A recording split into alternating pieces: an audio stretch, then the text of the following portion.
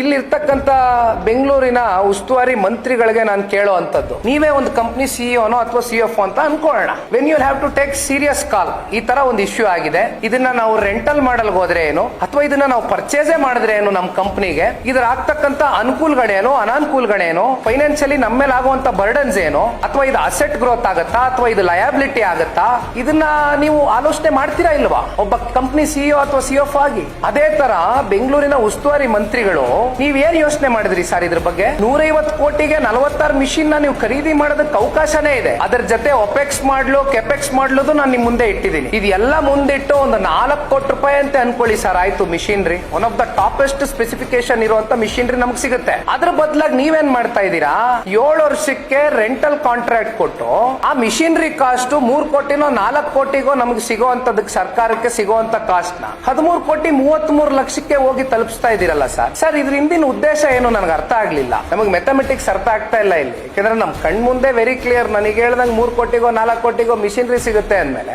ಮತ್ತೆ ಯಾಕೆ 13.25 ಕೋಟಿ ರೂಪಾಯಿ ಖರ್ಚು ಮಾಡಬೇಕು, ಯಾತಕ್ಕೋಸ್ಕರ ಕಾಂಟ್ರಾಕ್ಟ್ ಕೊಡಬೇಕು?